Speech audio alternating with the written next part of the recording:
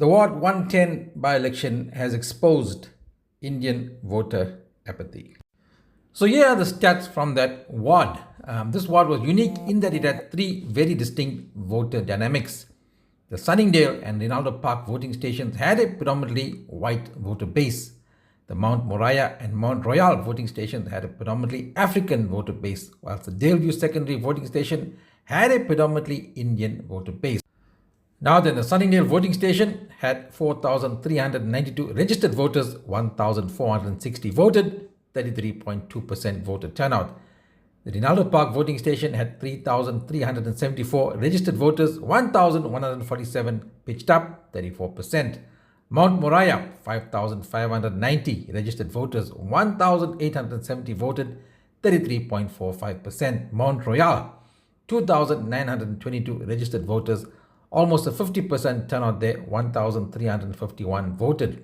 Now, Daleview Secondary School, the predominantly Indian voter base, 2,430 registered voters, only 448 pitched up to vote. And of that 448, 100 were African voters, according to me, who voted for the MK party, which leaves us with only about 350 Indian voters who decided to come out and make their mark. 350 of over 2,400 voters, that's just about 15%. Compare that with the likes of Sunningdale and Rinaldo Park, 33 and 34% voter turnout. The Vitos came out to vote.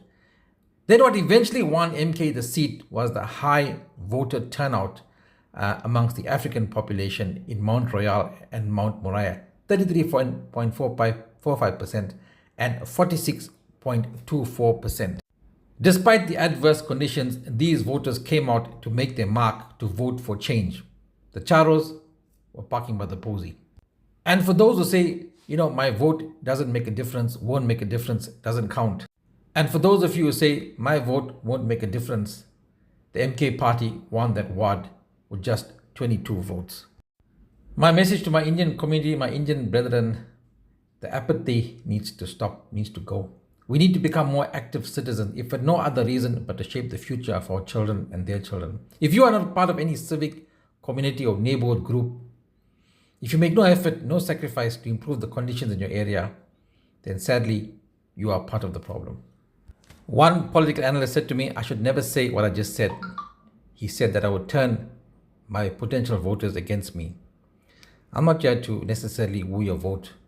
I'm here to turn you, or at least try to turn you into an active citizen, because that's what we need to make a change, to bring about change.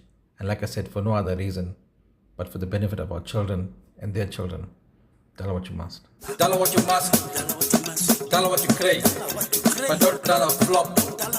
Don't tell with a masala.